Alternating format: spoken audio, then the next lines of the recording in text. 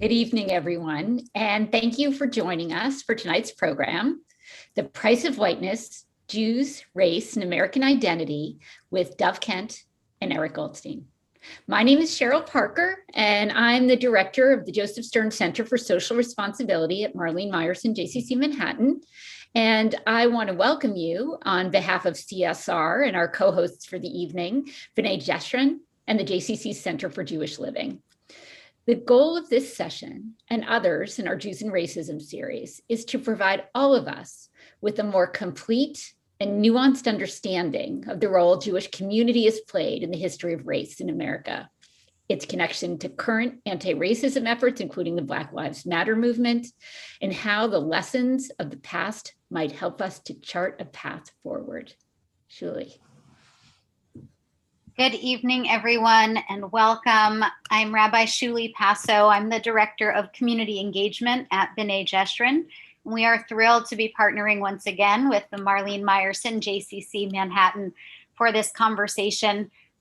This is a next step in this series and also an outgrowth for BJ of a lot of work we've been doing over the past 2 years or so on this topic of identity, race, whiteness, Judaism, and trying to look and probe from a lot of different angles at some of the historical and current aspects of this conversation. And I think we are, our last session, I know many of you were at our last session with Dr. Mark Dollinger, and we looked a lot at the history of Jews in America vis-a-vis racism and the context of racism. And today we're going to be exploring much more a sense of identity and where has there been challenges, losses, gains, successes, failures in the ways in which our identities as Jews have changed and shifted over the course of our history in this country. I want to note that this is a challenging topic, which is great. We want to embrace the topics that push us, that agitate us, that ask us to look differently at ourselves, our communities, and our histories, rather than just confirming everything we already believe. We hope that tonight's conversation will do that. And if you're uncomfortable, that's okay. We hope that you don't feel a sense of shame or blame. That is not the intention in raising challenging topics, but we hope you feel lovingly agitated and agitated perhaps to explore more if you feel a sense of discomfort. Where is this coming from? How can I look at this? What is this motivating me to learn more about or to do in the next step? So before I introduce our speakers, just want to note a few logistical things. Please ask questions during the session by putting them in the chat directly to me. The chat is not open to chat to everybody. So if you chat directly to me or to Cheryl, we will then be curating those questions and consolidating them for the Q&A portion of the evening.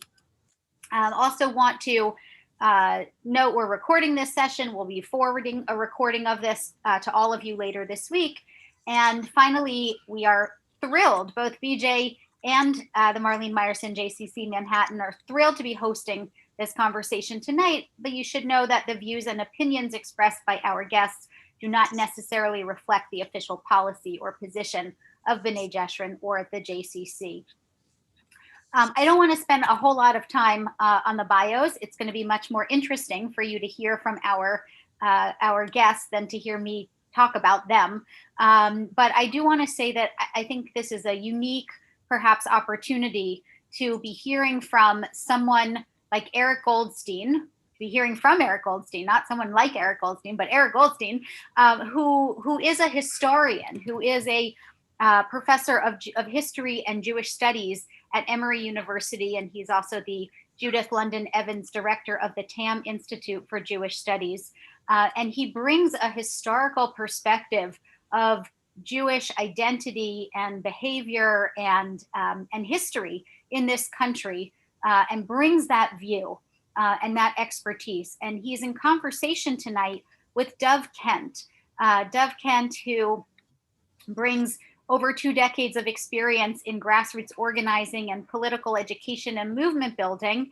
She's currently serving as the Senior Strategy Officer at Bend the Arc, a Jewish Partnership for Justice. And Dove has direct lived experience of her own, and also as an organizer and an activist and a trainer in Jewish communities, very much on this topic of identity and race in the current moment.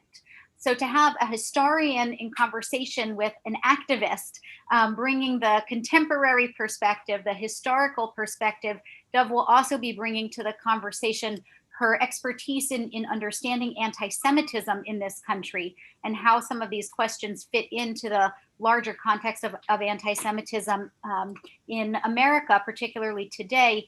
I think this is a really unique opportunity for us to learn both from the past and the present to inform, hopefully, our future.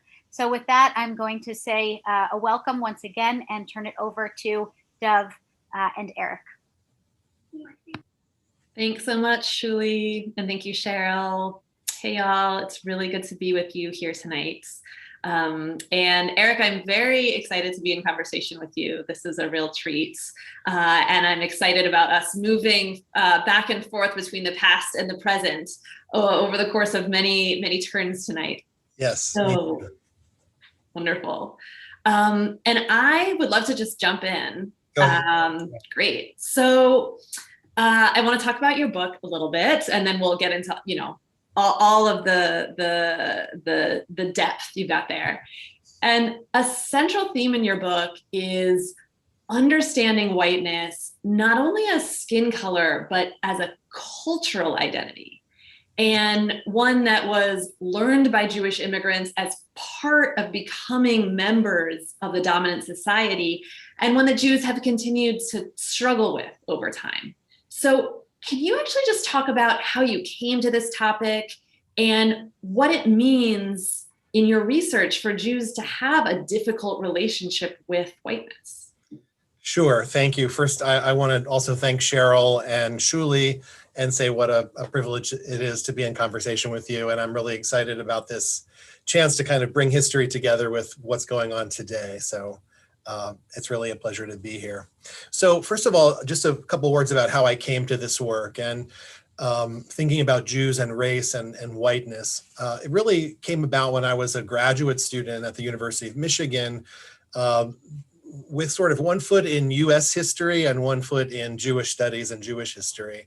And I was, because there were very few students in Jewish history, I was assigned to the introductory class for US history.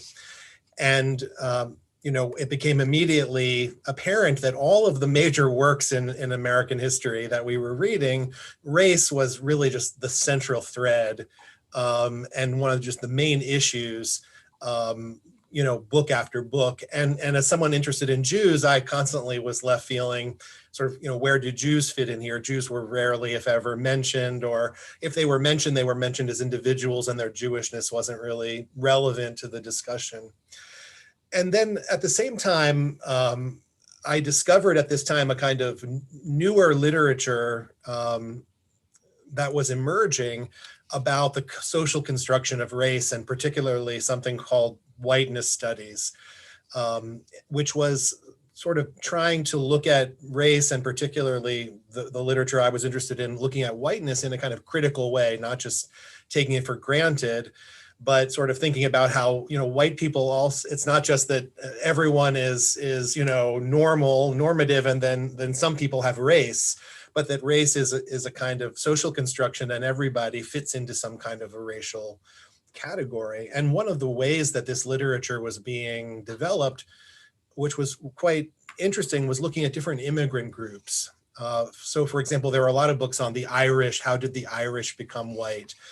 And I think the reason that authors were attracted to that is because when you, and this sort of gets into what it means for, how can Jews, be white in some contexts, not others. I think when you look at immigrant groups, it became very obvious how you could, realize that an immigrant group in their home country, whether it was the Irish in Ireland or Jews coming from Eastern Europe at the turn of the last century, how whiteness was not really a relevant identity for them in their homelands. There were other divisions that were predominant, in the Russian Empire or in Germany. Jews probably thought of themselves as, Jews versus Germans or versus Russians. And then coming to the United States, where there was a whole nother way of thinking about people, and there were a whole different set of categories. So the immigrant stories were a good way to kind of show how race was not just this eternal category that was relevant in every situation, but how it was a kind of cultural category. And you could see the process with immigrants where they're coming to a new country and sort of learning these codes and these mores and taking them on. And so I decided this was a way to think about Jews, but also within this American context of race, and that seems so important to America. I'll just say briefly, I departed from the literature that was being written at that time in a couple of ways when I wrote my book. One is a lot of that literature portrayed this as a kind of what you might call straight line assimilation story. Like the Irish, learn about whiteness, they learn that it gives them privilege, and so they kind of gravitate to it. And looking at it as a Jewish historian or as an ethnic historian, I felt that the people that were writing this weren't really ethnic historians. They weren't thinking about, I was thinking, well, what did it mean for the Irish to be Irish? And was it at all in conflict with, usually when we think of assimilation, you think of it as a story of conflict and, your old identity versus your new identity. So I sort of brought to it an appreciation that Jewishness was an important category for Jewish immigrants. And that was part of the story. It wasn't just sort of going from a status where they were considered non-white, as immigrants sometimes were viewed by the larger society as sort of not clearly part of the white population, to then learning that identity, but that Jewishness was a complicating factor along the way. Mm-hmm. And so I kind of dropped in my work the language of like Jews becoming white, which there were a lot of books, how the Irish became white, right. How there's a book, How Jews Became White Folks. Right. To me, that was too simple of a transition. And so the way that I describe it in my work is as an ongoing negotiation. Jews clearly did integrate into a society where whiteness was part of the cultural code of the dominant society which they were trying to enter, but I wanted to keep it messy in a way that they did sort of reach a point where they came to be accepted as white and thought of themselves that way, but it always remained, a negotiation, and I think even till today. Mm-hmm. So that's one aspect I've tried to keep, in my work. And so I want to ask you, because you work with a lot of groups today, and this negotiation is still going on. I mean, I think we can see in the last few years with all of the protests around racial justice that this has become a big issue for Jewish identity today as well. I mean, this is why there's so many series like this one on Jews and racial identity. So can you tell us a little bit about how these issues of Jewishness, negotiating with whiteness, how does this come up in your work, in community organizing and all the things that you do? Yeah, thanks. Well, first I just want to say that I just really like your inclination towards making things more complicated. It's not always easy, right? We feel much more settled with very simple answers. But I do think that it's super important, and to be able to look back, several generations and say, there was complicated factors then, there's complicated factors now. This has actually always been a negotiated relationship. I deeply appreciate that turn and that perspective. So thank you. It's not always so easy to write a book about how messy, but I agree, it's important. I imagine, yeah. Well, I think I want to continue then on that frame of complexity and contradiction. I think that's a lot of what I see as some of the central factors that have really become much more strong over the last 5 years, 6 years in particular, is being able to look at the structures that we're in this country as the structure of white supremacy, of racism, that this is an institutional structure that we inherited from 400 years ago, that was actually developed to enable the slave trade and colonialism, right? That this goes back 400 years. Black and brown people have been used for centuries as the source of profit because Europeans, colonists needed an ideology to give them permission to enslave millions of Black people for the sake of profit and to take control on land lived on by indigenous people. And we know that slavery and colonialism had to be justified before the church. So modern racism was invented. And this legacy has haunted the world, and in particular this country, ever since. And so, in this country today, though, racism does not necessarily look like something that has been ordained by the church. It looks like disparities in everything from access to medical care, to access to quality education, to access to jobs, to whether or not we're kept safe or put in danger by the police. And so in that, where we think of this as a system where you don't have to have any intent, no one has to intend racism. In that system, those people who are of European descent and Jews who maybe look like me are considered white, in the sense that when I go into a doctor's office, I am seen as white and I get access to that whiteness. When I apply for jobs, when I apply for a mortgage, there's all of these different ways. When a cop pulls me over on the street, all of these ways. So whether or not I have any intention of racism, I'm seen as white in this system, and I'm benefiting from racism. That's in this one pocket. In the other pocket, we have a white nationalist movement, which is an actual social movement that believes in the supremacy of white people and that wants either to go back to a country where white people had legal power over all people of color, or actually build a white-only ethno-state where there are no people of color. And in that ideology, there are also no Jews in their ethno-state that they want, or their power structure that they want. In that ideology, white means white Christian. And Jews are not white. Jews have never been considered white. Jews could never be white. We are a different category of human or subhuman, right? And so both of these forces are at work in our society right now. So for me, that means that in one situation, I am completely seen as white and I have all of the access of whiteness. And then in this other situation, I could never be seen as white and I will always be discriminated against in a subhuman way and put in danger. So there is a real complexity and contradiction in that experience where whiteness is not just about how I'm identifying myself, but really how I'm being identified by large structures of society or a very dangerous social movement that has grown over the last 5 or 6 years.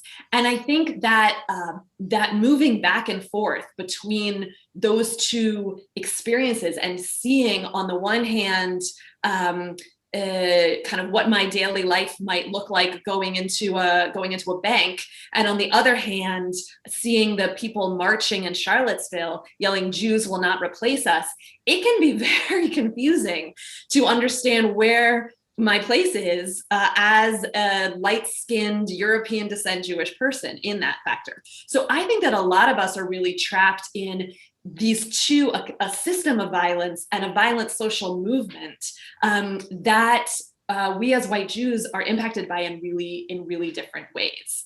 And I think some of that too is that being able to really recognize that racism and anti-Semitism operate on really different axes.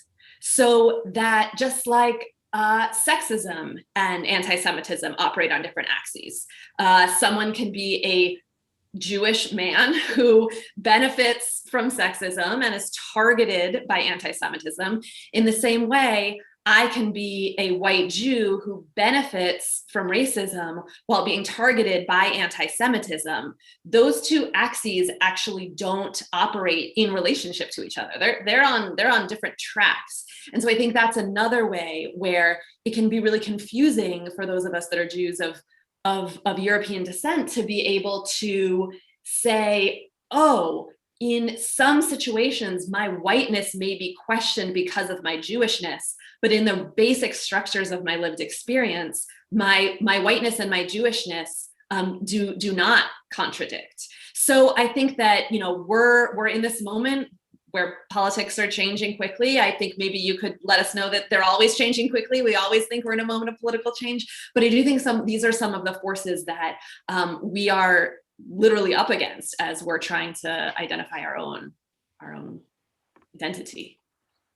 So, and then I want to turn it back to you in thinking about the process of acculturation that Jewish immigrants from Europe experience, which included coming to define themselves as white. What implications did all this have for the relationship between Jews and people of color in the US? Right. Well, it's interesting because listening to you and you're describing this kind of sense of dissonance between, on the one hand, living this, on the one hand, privileged, experiencing privilege as white people, but then also living in a world where there's a resurgence of anti-Semitism, and how those things feel very distant from one another, and yet they can both be true at the same time. And I have to say that for the last 50 years, that hasn't always been as true in the United States as it's been in the last 5 years, because there's really been this uptick in anti-Semitic, especially violence. But certainly historically, that sense of dissonance is exactly what I'm talking about, that was experienced by Jewish immigrants. Because imagine that you come from a society where there were pogroms against Jews, and Jews were considered one of the principal outside groups in your country. And in fact, this really informs your decision to leave that place. And then you enter a society, and I don't want to overstate how automatically Jews became people of privilege. It was a long process over time, but at least on some basic level, even as immigrants, they were accorded certain rights and privileges. Or maybe a better way of saying it is there was another group or set of groups that took the place of the marginalized group in society. And I can't overstate how kind of disorienting and how jarring it was for them to go from one type of society where they were used to seeing themselves as the major outside group to another society where there was at least the hope and possibility that they were going to be part of the inside group. And also there were implications of like, well, what does it mean? Does becoming an insider, does becoming part of the white population mean now we are going to be like, the groups that persecuted us in the past? And I think that came up occasionally when particularly, vile forms of racism, reared their head. So, I see the American Jewish encounter with race as a kind of particularly tumultuous, difficult example of what it meant to become an American. I think typically in my field, when we've told the history of Jewish adaptation to America, there have maybe been some bumps, but generally, in most accounts, it's been told as a fairly smooth story, a success story, where Jews were able to come to America, that it was a land of opportunity, and that they basically were able to enjoy all the freedoms of America, but also maintain their Jewish identity. And a lot of historians talk about an American Jewish synthesis. They even hold it up as an example of a country, compared to other places where that wasn't as possible. But I think when we turn our lens to race and we look at, at this story in particular, the Jewish encounter with America, with the American, culture of race, was not as easy a synthesis. It was an area of American culture that Jewish identity bumped up against in a particularly difficult and tumultuous way. And it also mirrored some of the things you're talking about, where I think as individuals, Jews were very excited about the possibility of becoming successful. And I think, on one level, I think the fact that whites were given racial privilege was not something they were conscious of in a clear way. I think they understood it on one level, that this was part of the culture. I mean, certainly Jewish commentators noted this. It was one of the things they noticed about America. But the way that structural racism works is it's very subtle, and people don't constantly confront the fact that certain things are only open to some parts of the society and not others. So Jews as individuals experience this as a kind of success story, as an American dream. And so on that level, they became, part of this society and benefited from the society where these distinctions were made on the basis of race. But then there were other aspects of that culture that they were very uncomfortable with. I would say what we consider more assertive types of racism. I think Jews were particularly uncomfortable with. You would be hard pressed to find Jews, although there were certain individuals in certain regions, but you would be hard pressed to find Jews who supported things like the Klan or anything that you consider a very violent form of racism. So, this is part of that negotiation is, they wanted to take advantage to an extent of the things that would lead to them becoming embraced as a part of the larger society.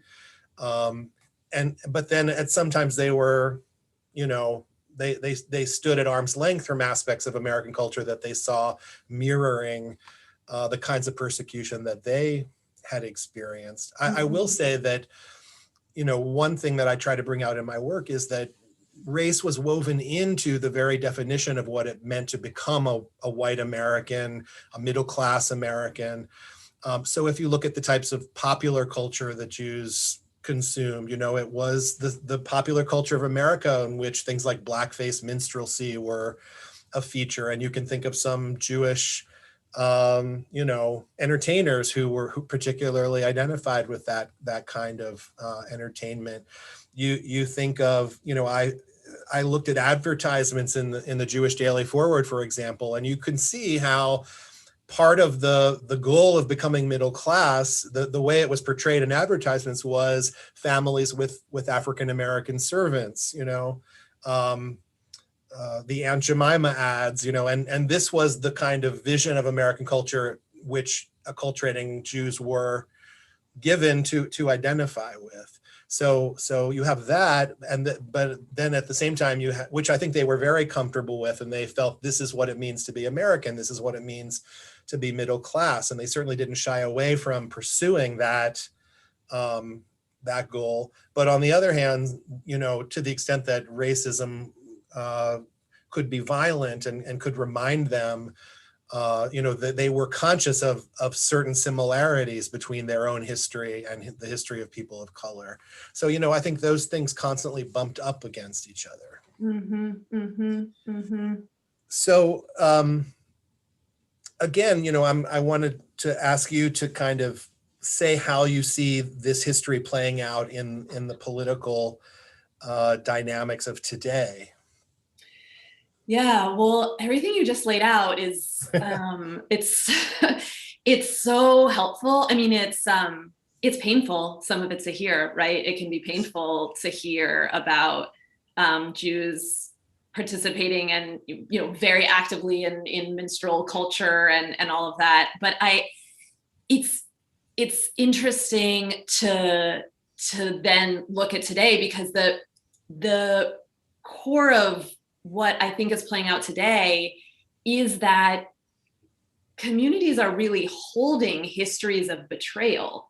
And there's all these activists or interfaith, coalitions trying to be built on shaky foundations, and that there's a lot of trust that needs to be built before we can do the kind of work that we need to do together. I really, in really reflecting on the history that you were just saying, Black Americans in particular, both Jewish Black Americans and non-Jewish Black Americans who know some of that history of acculturation into whiteness, understand that that means, just as you noted, an acculturation into an anti-Blackness. Even if you're not participating in the violent aspects of it, that invitation into that culture, it's an acculturation into an anti-Black culture. And that there's a way in which our becoming white ancestors accepted the terms of that we, in a collective way, accepted the terms of what can be called a racialized capitalism, where we profited off the labor or the resources or the images of Black people in particular and other people of color in part of that acculturation. And that's uncomfortable. It's uncomfortable to say, it's uncomfortable to think about. But I think that if we're not wrestling with that, then our relationships today across race are not going to be built on honesty and on trust. And to say there was a piece of that acculturation that meant acculturating to anti-Black culture, to agreeing into that in some ways. And what does that mean for our ability to work together now? It means that there's healing that has to happen. There's trust that needs to happen. You were referencing the pieces about an American dream. Even just, recognizing that for white Jews, there could be this participation in the American dream. You could become part of that story. Where for Black Americans, whatever their religion is, the America is never been the story of the American dream. It's always been the location of slavery, of chattel slavery. And so just really even looking at what does America mean? What does our history in America mean to us? Being a really different story. And so for us together today in America right now, I think it really, it demonstrates that, it demonstrates a lot of what's very hard about our working together, what's very challenging. But I also think that there is a whole lot of room for us to confront that history and to build a much stronger foundation. I think that there's been a lot of movement in the last few years, in the last 5 or 6 years in particular, to build a stronger foundation, to confront what the history has been and to actually chart a really different future. So I feel hopeful, but I think that hope is grounded in being honest. Before we go on to the next question, I just want to respond a little bit to this, because I think this is a really fruitful thing for discussion. I want people to understand that in looking at this history, the point is not to say that this was shameful or to, the point is not to look back at this and kind of criticize necessarily, because one of the very difficult things, especially in the period I'm talking about in the early 20th century, you're right that immigrants did kind of buy into this to some extent, but also that there were a very limited range of choices for them. In other words, this was the dominant society to which all European immigrants wished to become a part. There weren't many really other options, except to remain always somehow on the outside of that culture, of that history, of not realizing any of the economic and social benefits to which they came to America for. So this is one of the things I struggle with in my work is, looking at this and thinking about, to what extent was it a choice? To what extent was there very little choice? I think the important thing to realize historically is that, at least at that time, Jews were not part of the dominant culture to some extent. That's why, even though these books about immigrants becoming white are interesting, I sometimes think they're misguided in that we really should be focusing on the dominant white Protestant middle class culture, because those were the people with a lot of power who were directing and to some extent, coercing immigrants to kind of become a part of this society. So to some extent, you have to view the Jews who were part of this, as having less power than the people who were kind of shaping this society. Mm-hmm, mm-hmm. But on the other hand, we also have to realize that today Jews are in a very different position. Jews are now today opinion makers and leaders of key institutions. And they have a lot more power to reshape the society. So I think we shouldn't look back on this as a story necessarily that's shameful, although maybe some aspects are, but that's not the point. The point is to, like you say, learn from it, to kind of dig beneath the surface, question received narratives about America as simply a land of opportunity, a land of, and realize it wasn't that way for everyone, and take those lessons and then use the greater status and the greater influence that Jews have today to really try, live up to some of the ideals and to enact some of those qualms and things that Jews had at that time about some aspects of this culture, at a time when they're in a much more powerful role to do that. Yep. No, I really appreciate that. I really, really appreciate that. And I think that shame is one of the least effective mobilizing tools we have out there. When people feel shame, they don't usually run out and start getting involved. It's more likely you go home, you hide under your covers, you never want to go out there again. So I really appreciate you bringing in that actually focusing on a shame aspect of that is not productive for us. And also exactly what you're saying, there was a really different series of choices. And I think what you had pulled in earlier, that a group who is leaving from some kind of violent, either economic or physically violent situation, comes to the United States and is told in, whatever terms, this is the way to escape economic and physical violence. Those are choices that almost anyone's ancestors would have made, right? And so that really looking at the context, and I appreciate what you're saying and looking at the context now, we have a really different choices available to us. Right. Sometimes it can feel like we're up against that. And for a lot of us, we're not facing that economic violence. We are, Baruch Hashem, not under that physical violence. And so thinking about, what are the choices we can make now? And that being really expansive and really exciting because we have different pressures on us and different opportunities, as you've said. Mm-hmm. I want to jump to another question that I had for you, though, is that thinking about, this process, how did it work? Was it a similar process for most Jews at that time, or did it work differently for different segments of the Jewish community? Because I want to really get into the complexity that you have, you started us with. Right. One of the kind of mantras that I have in my work is that, there was no one Jewish approach to the issue of race. That I think we tend to look back, there is a kind of historical narrative of Jews being sympathetic to the civil rights cause, there is something to that. And if you compare Jews to other white ethnic groups, probably they were disproportionately involved, but really there was a spectrum, and especially in the earlier years of the 20th century there was a real spectrum, and the way I explain it is because race is a social construction, it really, you have these two forces, this force of wanting to be included in this culture, in this dominant white American culture. And then you have whatever those resonances of Jewish identity are that cause Jews to see parallels between themselves and the history of people of color.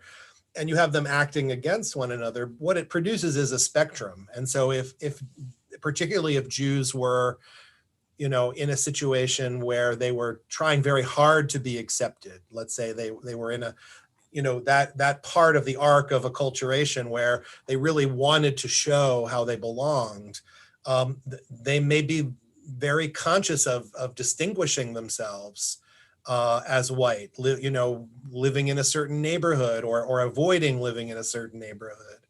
Engaging in kind of public activity that marked them in some ways as white, whether it was in the schoolyard or in their profession or whatever. And then, you also have examples of Jews who were sort of comfortably acculturated, and it made room for those other aspects of how Jews approach the issue of race to come out.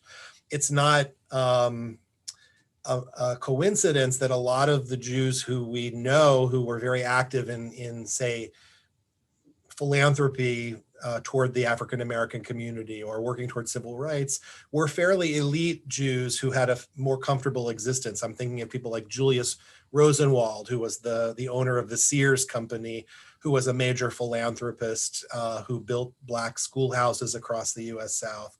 Or people like Lewis Marshall, who was the head of the American Jewish Committee and a lawyer who often assisted in civil rights cases for Asian immigrants, African Americans, and others. They were not as concerned about social status because they were of relatively high social status. And I think that those who were more in the throes of acculturation and really trying to prove, their belonging may have been less willing to express that side of it. Also, very new immigrants may not yet have even been aware of American racial culture. So you have lots of stories of peddlers and people who acted in ways that showed a total ignorance of and thought of themselves as Jews and may have seen a parallel between themselves and African Americans. So and other racial minorities. So if you look in the Yiddish press of the turn of the century, you'll see them commenting on race riots that happened at the time. And they describe them as pogroms because to them, they're not really thinking themselves as a part of this culture. They're just trying to compare it to their own experience. So there's really this arc and also other things like region. If you were a Jew in Atlanta or New Orleans, obviously there were different pressures acting on you than if you were in New York or Boston. And even men and women, gender differences because they shaped different relationships with the larger culture, different levels of interaction with the non-Jewish world, that could also shape, these attitudes. I want to just throw in that my work not only looks at how this shaped the Jewish approach to African Americans, but also the way that Jewishness itself was defined. It sounds strange to our ears today, but up until World War II, it was not uncommon for Jews to both be called and to call themselves a racial group, or to speak of the Jewish race or of Hebrew blood or something like that. And this was also part of the tumultuousness of becoming white or coming to think of themselves as white, which is that language on the one hand was very attractive to Jews as a way of expressing their sense of difference, their community solidarity. They didn't have the same terms available that we have today. And there wasn't, in American culture, there wasn't a neat distinction between race and culture. So this was the way that a group like Jews could express a sense of shared ancestry, of community ties, peoplehood. And that really had to be attenuated also as they tried to show that they were part of the white population. They had, in many cases, that language became dangerous.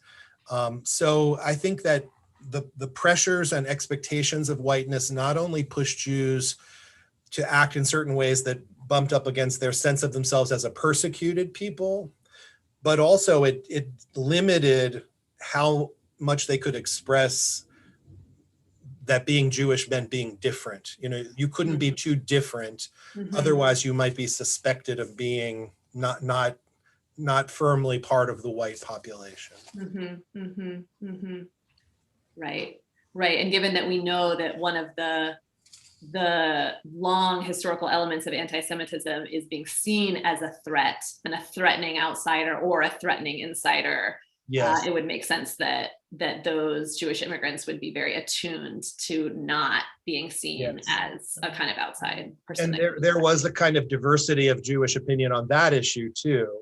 So really, Jews were arguing about all of these issues about, what their stance should be toward African Americans, what it meant to be Jewish. So that makes me realize that, there's nothing new in that. Jews are still arguing with each other today about these issues.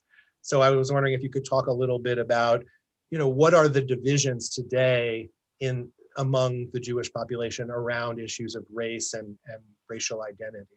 Yeah, thanks. Well, one thing that I love that you pointed to, and this is something that I love about Jewish identity, is that because it's so ancient, it just really messes with every modern category. The question of Jewish identity, is it a race? Is it an ethnicity? Is it a religion? Is it a culture? Is it a peoplehood? Is it a humor? The answer is yes or no. I love that when an identity has lasted this many thousands of years, and then people develop, modern racism and all these categories where religion and culture are two different things, and all of these different modern categorizations. I love that Jewish identity just doesn't fit that well. To me, it's always a good reminder that those modern categories are invented. And they can be dismantled really at any time. Humans invented them, humans could dismantle them. So, really good to remember that there's an imaginary element of those distinctions. But I think that, in looking at some of the pieces that are really, I see central divisions around race today in the Jewish community, some of it is around, I think, Jewish institutions today not being able to confront and come to terms with a lot of this complexity and contradiction, with being able to hold, we are in a different situation than many of our ancestors were in 1 or 2 or 3 generations ago, that there is a way where we have acculturated into dominant culture in the United States, that we are benefiting from that economic access, from that political access, all those ways in which we can access power. And at the same time, we can still be targeted as Jews because whiteness doesn't take care of anti-Semitism. Right, what we were talking about in the beginning in those two axes. So I do think that there is a tension of being able to hold both of those that is very prominent in a lot of the conflict that happens today. I think that, being able to hold the contradictions of being both complicit and targeted at the same time is one of the challenges that a lot of different groups have. White Jewish Americans are not the only group that is really holding those contradictions of having access on one hand and being potentially targeted on another. So I think, there's lots of other people that we can talk to about holding those contradictions. And I do think that being able to hold openness to that is one of the barriers that I think we need to move through. And unfortunately, Jewish people of color really bear the brunt of those closed doors and those conversations today. I think that, Jewish people of color are really leading the way in a lot of these conversations and a lot of these movements and opening up a lot of this dialogue. But it's hard for a lot of us to follow because it's change that has to happen from the inside out, as we recognize some of the ways in which we have maybe for decades profited off maybe the underpaid labor of people of color, or not bringing people of color into any leadership positions, or other ways in which we've continued a kind of racism, continued a kind of anti-Blackness, again, not with intent for so many people, not with the intent at all, really wanting to be good people, wanting to be good to all humans, and still just being part of this dominant culture where we breathe it in. And so I think that there's a way in which, Jews of color are leading a lot of that. And it is a heavy cart to pull. And so I think that there's a way in which, those of us that are white can be joining them in that leading. There's that opportunity. Again, I keep thinking about this time as this time for huge opportunities for people to make really different choices. And so I do think that that's part of it. And I think that there is some fear in there that, and this goes to kind of a different question, that actually I want to talk about the fear, but I want to hear a little bit of historical piece on this first. And then I want to talk about the modern piece, because I'm actually really curious about, how did this process impact how Jews defined their own group identity in America? Because we've talked a lot about maybe how Jews are identified externally. I want to ask about the own identity formation, and I want to listen to that, and then I want to think about currently and what the justice. Right. Well, that's what I was talking about when I was talking about the terms Jews use to describe themselves as a race. And really, that became one of the big topics of discussion and debate in the Jewish community in the early 20th century, because it was a time, for reasons that I won't go into now because it's too much to say, but at the turn of the 20th century, it was a time where dominant American culture was particularly trying to create a more rigid racial hierarchy and be more clear about, because it was a time of great social change and fluidity. And so at those times, societies grasped for clear hierarchies and categories. And so there were a lot more questions about whether all these immigrants streaming in from Southern and Eastern Europe, where did they belong? Were they white? Were they going to melt into the melting pot? What was going to be the future? So in those circumstances, Jews felt particular pressure, and it only mounted in the 20s and 30s, which was really the high point of American anti-Semitism. And, ironically, you would think that when Jews are very different, that would be the high point of anti-Semitism. But what happened is, as Jews started to really integrate and enter universities and some of the key institutions of US culture, that's when anti-Semitism really elevated in the 20s, 30s, and early 40s.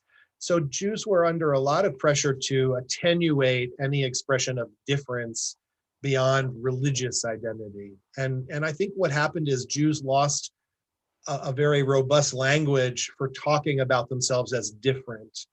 And that there were kind of two levels. There were the level on which Jews talked about themselves publicly, and the way in which internally they may have talked about themselves or thought about themselves. And then after World War II, they totally lose the language of race.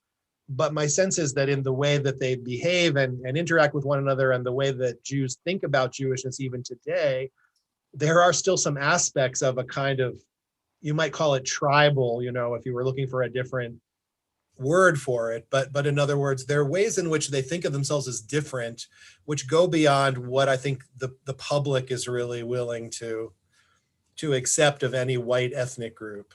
And there's a tension.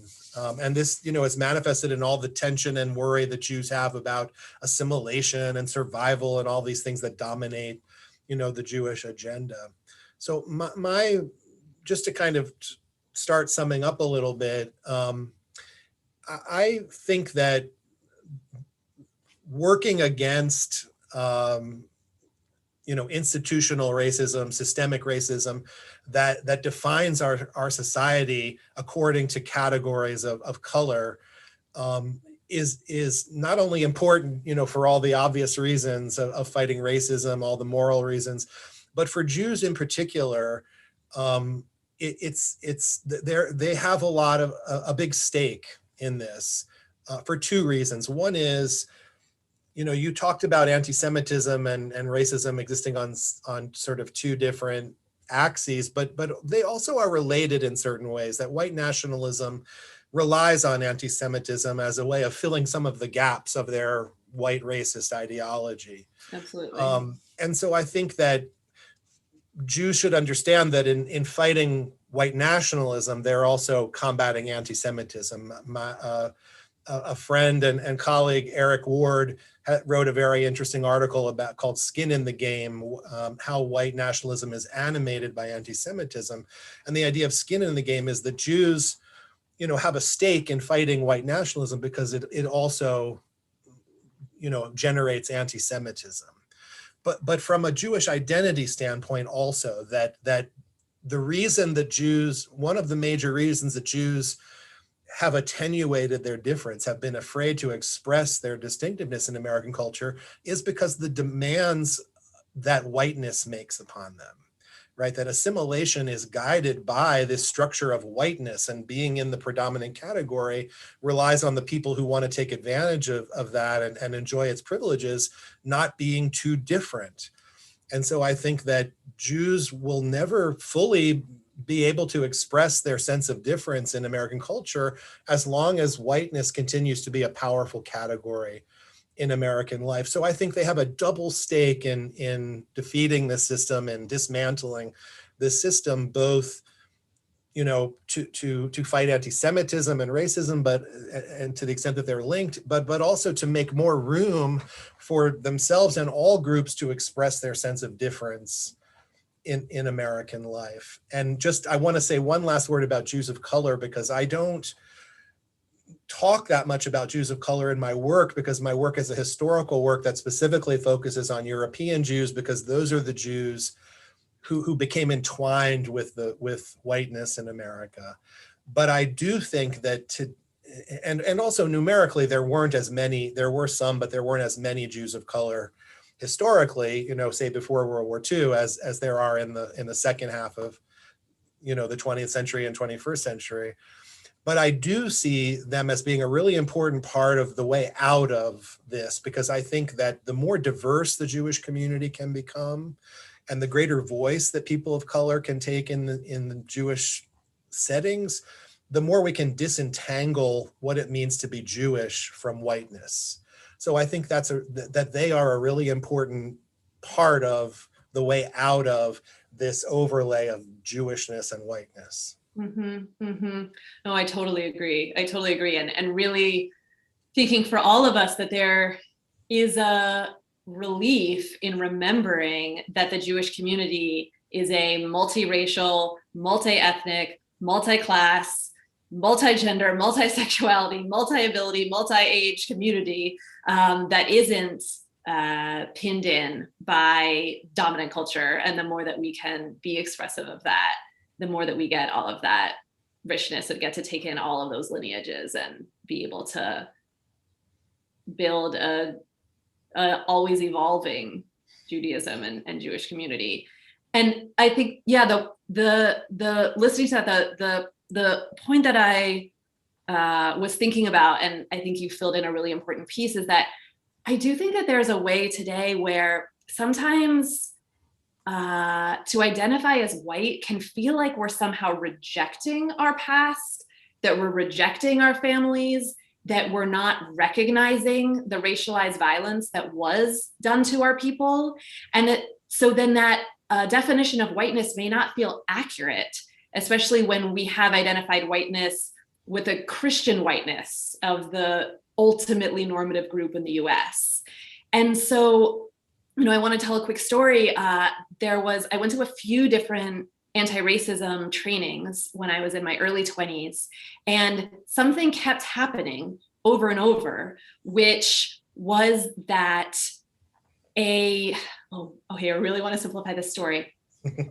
Basically, that a white Jewish woman would leave the room crying because the facilitators, who didn't understand anti-Semitism, refused to understand that while she is perceived as white today, she comes from a lineage that experienced racialized violence.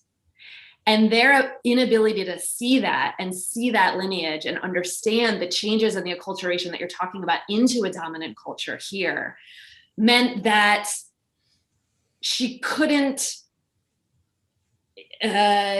make sense. She couldn't make sense of her experience. She couldn't make sense of the training. She couldn't make sense of the room and the version of truth that was offered her in that room. So one person did it, and I thought, wow, that person's having a hard day, you know? And then the next time it happened, I said, wait a minute, there's something that's going on here. And then the third time it happened, I could actually identify what the situation was, which is to be able to, as you're saying, recognize a different time and place, recognize acculturation into a dominant society, recognize that the language that we have today that maybe our ancestors didn't have, is that today we would look back and say, right, our people were targeted by a racialized violence. It wasn't termed as race then, it was peoplehood or religion or whatever the piece may be. So being able to really look back at history, look back at today, understand different categories that were used, different distinctions that were used, but to be able to understand that we do have a history of what could be called racialized violence. And at the same time, it was, you know, called, in the Holocaust. I mean, In the worked Holocaust, right. explicitly, and Explicitly, also yeah. I think the thing that some people have a hard time understanding is that in a historical framework, that change has happened over a very quick period of time. That there are Right. people living today who experience that, Right. and so it's very hard just to kind of, that make that transition that I was describing immigrants made, that's still going on for some families in the Jewish Right. community. Right. And right, that's a right. very hard, that dissonance between those Yeah. two experiences of persecution and privilege, they don't fit together so easily. Identities often fall back on binaries, right? So Right. whether it's an anti-racist activist talking about, you're either privileged or you're persecuted, and there's nothing in between. Or if Right.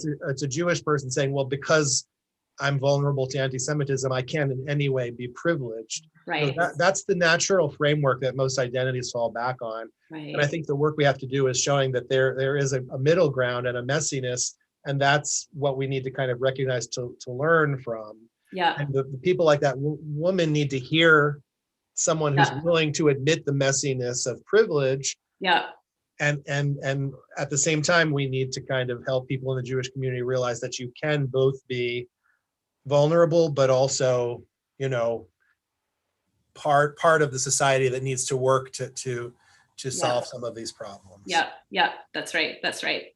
Targeted and complicit at the same time. We can hold that. We are actually strong enough to hold that. I believe that to be true. Right. It looks like Julie wants to break in. Yeah, that's right. This, I think, is a good place to jump in with some questions. First of all, thank you both so much. This is so rich, and I do want to say a lot of questions as they came in. You both then immediately answered them, so which is great, right? To sort of anticipating what's on people's minds. But I want to actually start at this last point about the complexity of identity and the nuances of identity with a comment that came in, and I'll add a question. It was a comment, but I'll add a question to it from someone who says, in the past 10 or 20 years, most often I'll answer the race or ethnicity question on survey forms as white.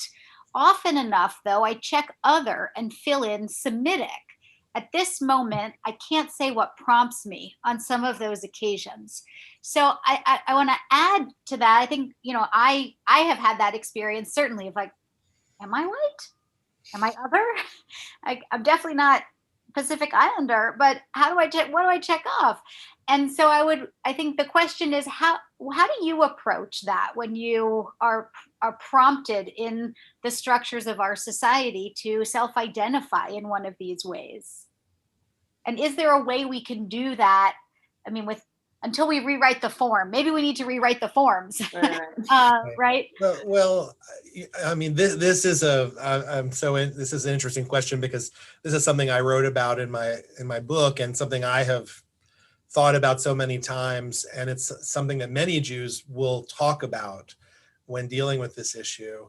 And I guess my thinking has changed over time. My big issue used to be, that Jews should be recognized in some way, right? I think many Jews want their difference to be recognized and honored, and not just they feel that it's some kind of erasure to not be reflected in the diversity that's listed on a form like that.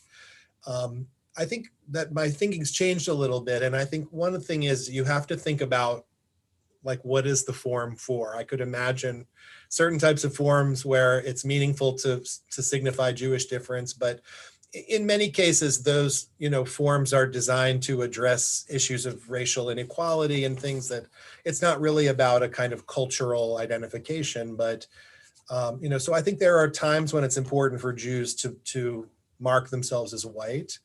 So I think it really depends on. I would say, please don't put down that you're Semitic, because that's a kind of outmoded category that's based on racial science that I think we don't want to reproduce that. But I think in certain cases it's good just to say you're Jewish. I think what the important thing is not to. There was a really interesting exchange, especially on this topic, in the New York Times a couple of months ago, and I'll see if I can send Cheryl the link to it to to put in the materials that are going to be available. But it was a writer who wrote in basically with the same exact question.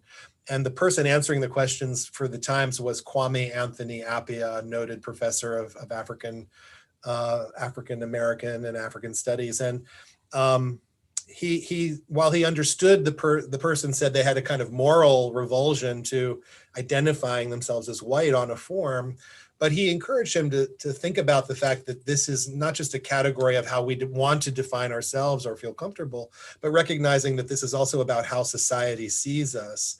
And that to some extent you can't fight against this and help dismantle this systemic racism without sort of claiming your part in it. And so that by identifying that way, you know, it's a way to sort of say, well, I have some responsibility, therefore I can maybe do something about this. But by just sort of saying, this has nothing to do with me, I'm part of this other group that has nothing to do with the problems of you know, systemic racism in America, you're sort of washing your hands of it, and you're also releasing yourself of any responsibility to try to fix the problem. So, you know, like everything, it's complicated. Yeah. I would also add that all of this is political. It's all political. So whiteness is a political identity, right? There are people with lighter skin than me that are considered people of color. You know, all the stuff that, you know, we were talking about with Eric in your book, acculturation. It's all acculturation into power. We could take out the word whiteness, put in power, and it could help us explain some of the things in some more detail. So for me, also the categories that are on those lists, those are all about power. What categories of people are and are not listed on a census or on other government forms. There have been social movements for and against every one of those categories that has shown up there, and people have fought to have their group on the census. People have fought to not have their group on the census. So just always remembering that those categories all have political histories, and that can be nerve-wracking when you're just at the doctor's office and you're like, well, I'm not really trying to make a political statement. I'm just trying to see a new practitioner. But I do think that there is a way where I would say for myself, when I check white, that, let's say, at a doctor's office, that gives a certain amount of information about me and about actually some of my health indicators based on what we know about how racism impacts people of color's health and heightens people of color's blood pressure and other things. So there's actually some things that information gives. The same thing, I might want to put down Ashkenazi in ethnicity when I'm at my doctor's office, because it might actually be important, say, for reproductive health, for the person to know that I am a person of Ashkenazi descent, for whom that has a lot of medical implications when it comes to reproductive health. So, you know, it's also thinking about where is this actually specific to me, and where, as Eric was saying, do I know that whiteness is about power, these categories and how they're named and what forms they're on is about power. And in this moment, first of all, how you fill out that form is not a culmination of you and your selfhood and your soul and your identity and your history and your people, right? It's usually much more logistical than that. But I do agree that there is a way to say, I'm part of this system of power, even if I don't want to be, even if I hate the whole thing, I'm implicated in this whole political mess. And I'm going to mark myself in a way that I understand that I'm marked in this moment. That's great. Thank you. Thank you. So I want to shift gears a little bit, because one of the questions that I think comes up certainly in the when we've had conversations on these topics at B'nai Jeshurun is, well, what do I do about this? Right? Okay. Now I understand my identity is complex and nuanced. Now I understand there's structural racism. Now I understand Jews own slaves. Okay. Now what? Right? Now what do I do? So we have a couple of questions that I'm going to kind of put together that, and you can choose to answer, you know, any combination of them, but that I think have kind of are pointing in this forward looking. So what do we do with this information? So one is around, do we have as Jews, I think as white Jews, do we have a different responsibility from other white allies to advance anti-racism, right? Is our responsibility to addressing racism different from other white allies. And then another question about how do white Jews have substantive conversations or ongoing relationships with people of color, and doing that in such a way that, and this brings in a third question, that acknowledges for those, again, speaking now about white Jews, or Jews who look like you and me, Dev, that, I'm sorry, you're just very big on my screen. So, a way that acknowledges privilege, but also allows us the space to talk about the ways in which we were targeted or continue to be targeted. So those are sort of three things mushed together about how do we build relationships, how do we hold both the privilege and the marginalization currently in our relationships with people of color, and what's our responsibility as white Jews in anti-racism work. Eric, should I jump in first? Go ahead. Yeah, these are all super good, dense, delicious questions that we could have a whole nother event about, and that would be great. So I'm just going to speak briefly some of my initial thoughts. One is wanting to go back to something you were saying, Eric, which is I don't believe that there's a increased responsibility so much as for white Jews to work against racism and systems of white supremacy. I think that there is, though, increased skin in the game, to reference the title of Eric Ward's piece. And that, as you were saying, Eric, multiple Erics here, keep the Erics aligned, that anti-Semitism is a core manifesting element of this rising white nationalist movement. And like you referenced, there is a recent surge of this movement that has always been around in this country, but it has moved in cycles. The Klan was one resurgence of this. This movement today is another. And they really had to explain how Black people won the civil rights movement. That if white people are superior to Black people, then how did Black folks win? And the explanation that they came up with was the Jews. The Jews are behind this. The Jews have always been around manipulating people and trying to upheave society and trying to dismantle dominant culture, which if you took away the anti-Semitism part of that, I would say I am very proud of that lineage. But that's a whole different angle. So I think that, in the deeply anti-Semitic view of this, right, this is a very old story. This is the Protocols of the Elders of Zion. I mean, this is something that has followed Jews around for centuries, decades. And so in that way, this idea is still there. I don't know if folks have been hearing about all of the protests that started back in Ferguson, the Black Lives Matter protests in Ferguson, all the way to protests against the killing of George Floyd last summer. Many rumors that were being spread from Trump and others, actually, that Soros was behind it. That Soros was paying activists to be in the streets, that, Soros was paying for all these signs, paying for trainings, paying for all this stuff. So it's not just something that some folks imagined a few decades ago following the Civil War. It's rumors and anti-Semitic conspiracy theories that are being circulated today that really say we can't imagine that there is this robust movement of Black liberation happening. There must be this conniving group of Jews behind it. So I do think that we do have more skin in the game. We do know that really dismantling white supremacy, dismantling anti-Black racism, and dismantling anti-Semitism are deeply, deeply interrelated. So I think that I would say the additional responsibility is responsibility to our own people. Responsibility to ourselves, responsibility to our own vision of the world, responsibility to our liberation as Jewish people and as a multiracial Jewish community, as a multi-ethnic Jewish community. So I think that there's love in that responsibility, I would say.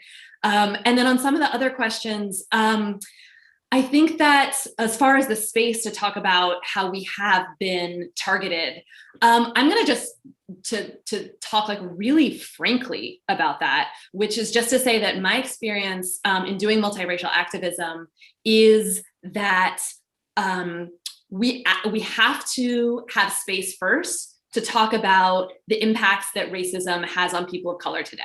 That it is such a day in, day out, every hour, every minute kind of experience in the United States, and has been for so many generations. And that anti-Black racism is the core of United States history. That the U.S. was founded on slavery and it was founded on democracy, and that contradiction has haunted us, right? So there's a way, with that being a core of the United States, that has to be a primary place of listening and understanding and focus in this country.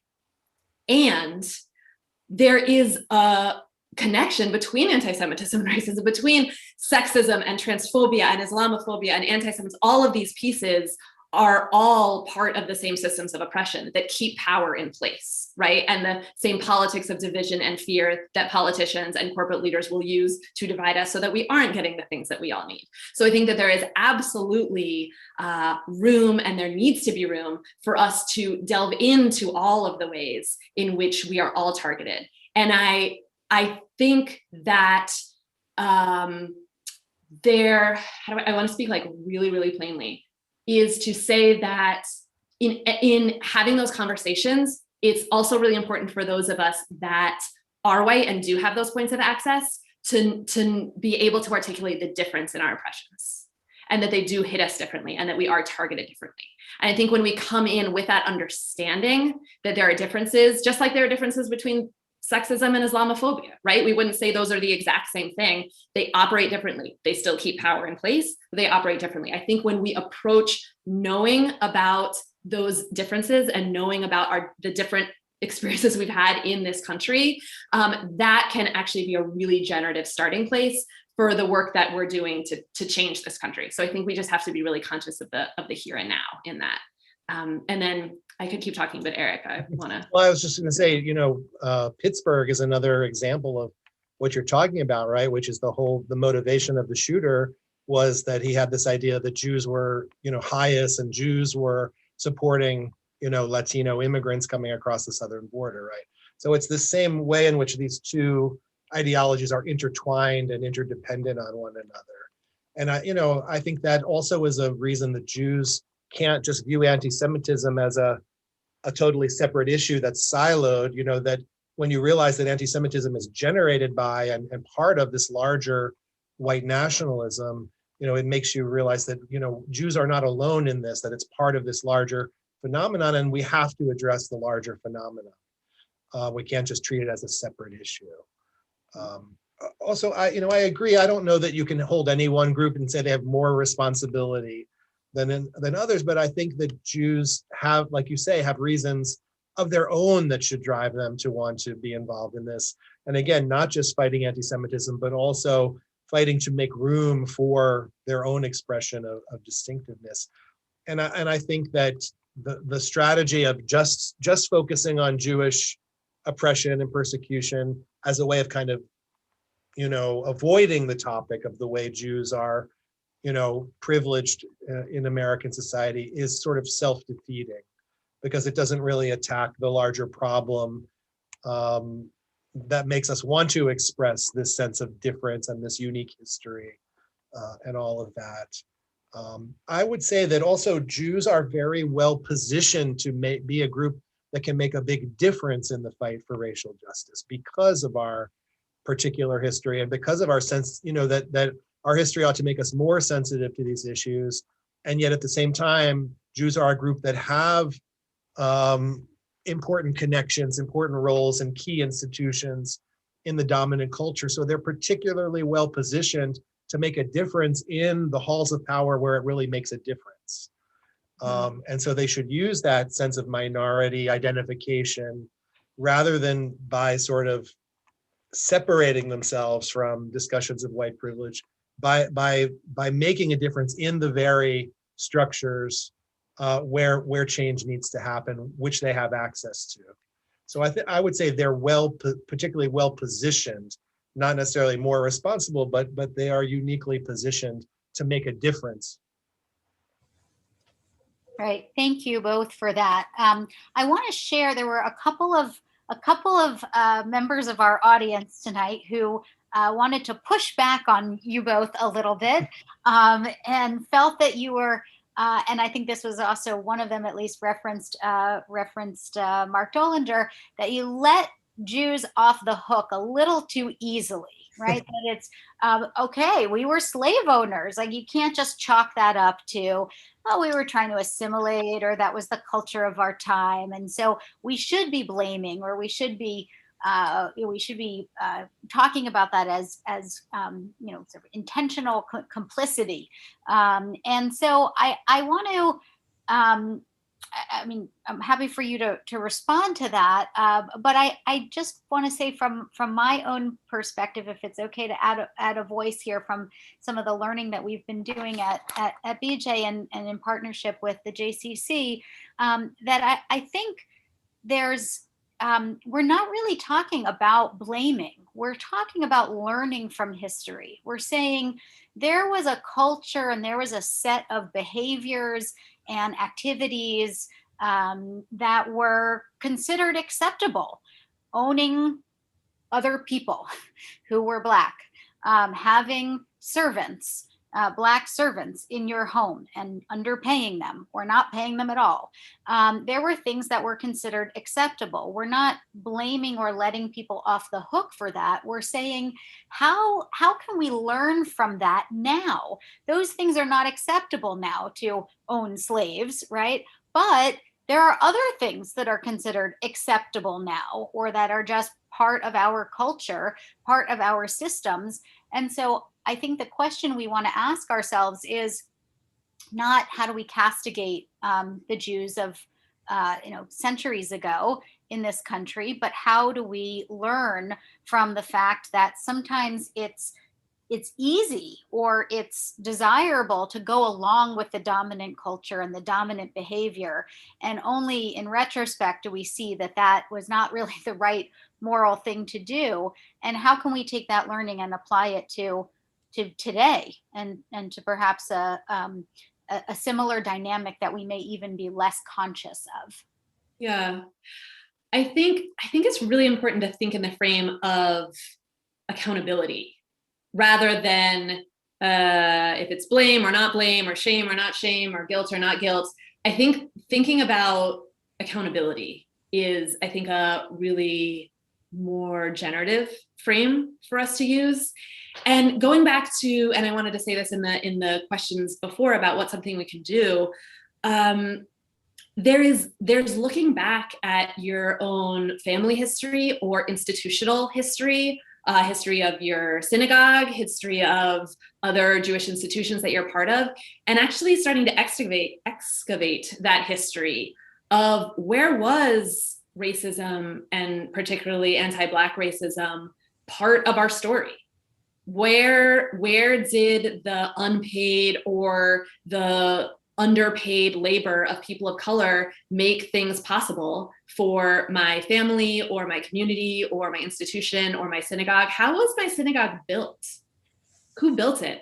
Who was paid for that building? There's a lot of ways in which I think we can start to ask those questions, not so that we feel a certain way about it, because our feelings are not kind of the point here. The point is, can we take that information and then think, what could reparations mean? What are ways in which we could actually facilitate change? What could it look like for our congregation to make reparations for the labor practices that we know went into building our synagogue 100 years ago?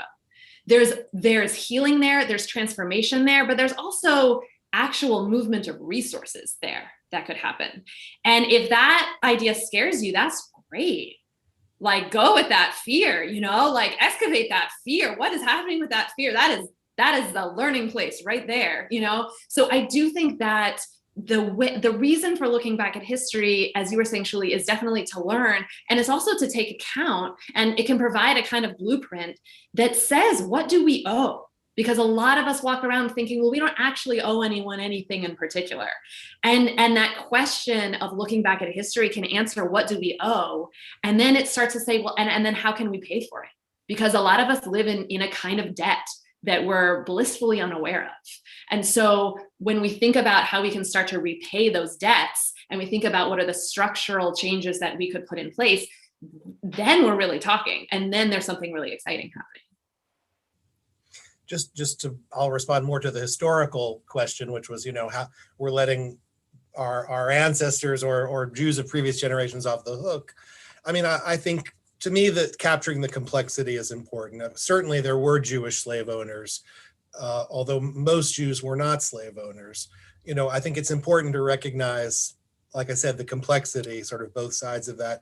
And I think, to me, it's important to look at, like, why have Jews been so exercised around these issues? Why has there been so much turmoil among Jews over issues of race? Why today is the Jewish community so at odds with one another around these issues? It obviously touches a nerve. It obviously touches on some central issues of identity, even though we have people on different sides. And I think that's, something important to interrogate and to think about, how can we attend to those issues so that we're not so divided around them? I'm going to jump in.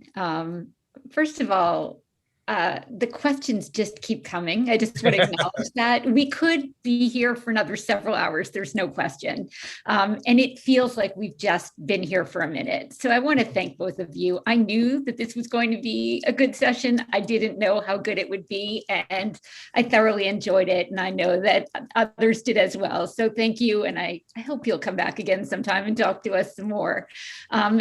I want to thank you on behalf of B'nai Jeshurun, on behalf of Marlene Meyerson, JCC Manhattan's Joseph Stern Center for Social Responsibility, and also our Center for Jewish Living, all of which co-hosted this session. So thank you again.